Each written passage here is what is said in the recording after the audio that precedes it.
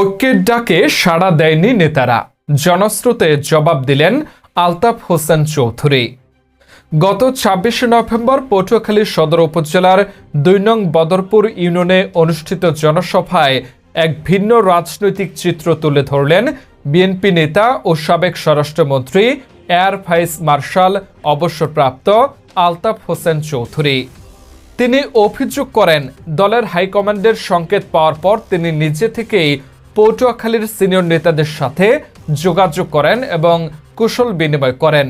উদ্দেশ্য ছিল সবাই মিলেমিশে কাজ করা, কিন্তু দলের একাংশ সেই সৌজন্যতার মর্যাদা না দিয়ে উল্টো মাঠের কর্মসূচিতে বাধা দেওয়ার চেষ্টা করেছে। তাদের আচরণের সমালোচনা করে তিনি বলেন, চোরায় না শুনে ধর্মের কাহিনী। মিলেমিশে কাজ করার জন্য পরের দিন থেকে আমি টেলিফোন করতে শুরু করছি। আমি টোটনকে টেলিফোন করলাম, পিলুকে টেলিফোন করলাম,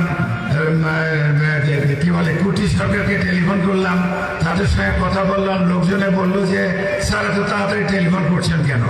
আমাদের টেলিফোন করতেছি, আরে নমিনেশন কেউ না কে তো পাবে, তো যেই আমরা বিএনপি করি তার সঙ্গে মিলেই তো ইলেকশন করতে হবে, তো সেই জন্য আমি শুরু করেছি।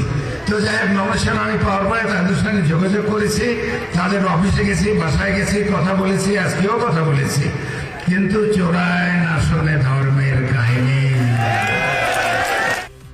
নেতৃত্বের অসহযোগিতা থাকলেও তৃণমূলের নেতাকর্মী ও সাধারণ মানুষের ভালোবাসায় জনসভাটি শেষ পর্যন্ত জনসমুদ্রের রূপ নেয়।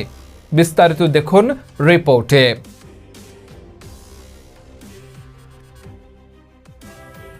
আমাদের পটুয়াখালী প্রতিনিধি লোকমান মৃথার তথ্যচিত্রে ডেস্ক রিপোর্ট, স্বাধীন বাংলা টিভি।